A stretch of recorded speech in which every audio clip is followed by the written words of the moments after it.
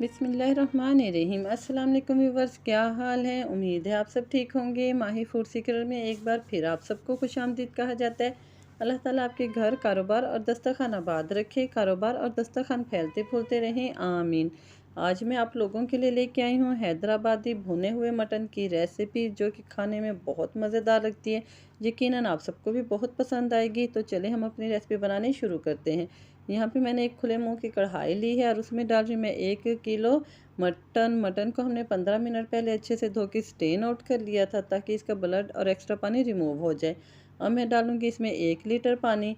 अगर आप pressure cooker में पका रहे हैं तो आपने हाफ़ लीटर पानी डालना है, क्योंकि मटन अपना पानी भी छोड़ देता है। अब पानी डाल देने के बाद अब मैं डाल रही हूँ इसमें 4 अदद प्याज, जिनको मैंने रफली कट कर लिया है। प्याज डाल देने के साथ ही मैं इसमें डालूंगी 5 से 6 जवे लहसुन के, 8 से 10 अदद साबित सब्ज़ मिर्चें। ये तमाम चीज़ें रफली कट करके डालने का मकसद ये है कि गोश्त हमारा इतनी देर पकेगा कि ये चीज़ें साथ ही घुल जाएंगी। 6 अदद मैंने यहाँ पे टमाटर लिए हैं, उनके बीच में कट लगा के दो दो पीसेस बना लिए हैं, वो डाल रही हूँ। टमाटर डाल देने के बाद अब मैं डालूँगी इसमें 2 बड़े चम्मच कुटी हुई सुरख मिर्च के। मिसाला जात हम घर के पीसे हुए यूज़ करते हैं, आप भी कोशिश करें या घर के यूज़ करें या किसी अच्छे ब्रांड के। 1 बड़ा चम्मच डाल रही मैं इसमें कुटे हुए खुश्क धनिए का। अब मैं डालूँगी इसमें आधा चम्मच हल्दी पाउडर और आधा चम्मच ही मैं यहाँ पे फ़िलहाल डालूँगी नमक। नमक को हम टेस्ट करके बाद में भी डाल सकते हैं। आप लोग भी अपने टेस्ट के हिसाब से स्पाइसेस को कम या ज़्यादा कर सकते हैं। गोश्त की भीनी भीनी खुशबू को ख़त्म करने के लिए मैंने डाली है इसमें 4 अदद इलायची, और इसे कवर करके पकने के लिए छोड़ दिया आधा घंटा। शुरू में हमने फ्लेम हाई रखा था और फिर हमने फ्लेम को लो टू मीडियम कर दिया। आधा घंटा गुजर चुका है। देखें पानी जो है हमारा तकरीबन ड्राई हो गया है और गोश्त भी हमारा अच्छे से गल गया है। और इसमें हमने जो तमाम मसाले प्याज वगैरह रफली कट करके डाले थे वो भी अच्छे से घुल गए हैं। चम्मच की मदद से 1 से 2 मिनट अच्छी तरह इसको भून लें, ताकि तमाम इंग्रेडिएंट्स इसमें मिक्सअप हो जाएं।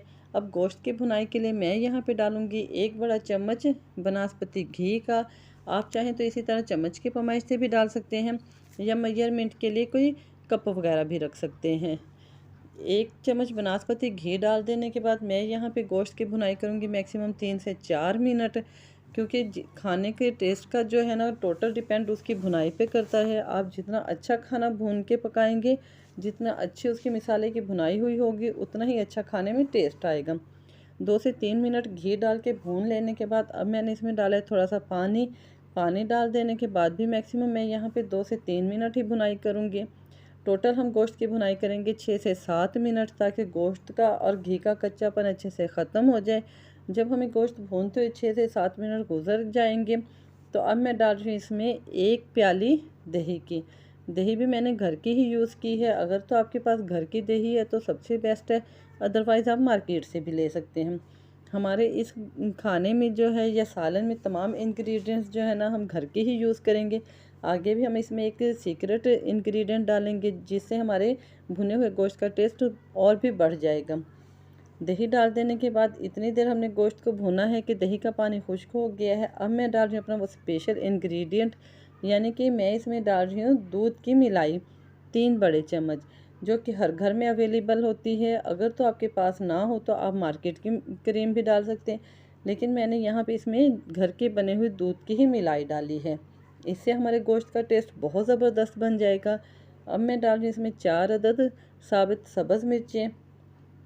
गोश्त के टेस्ट को मज़ीद बढ़ाने के लिए मैं इसमें डालूँगी घर का ही पिसा हुआ गरम मसाला।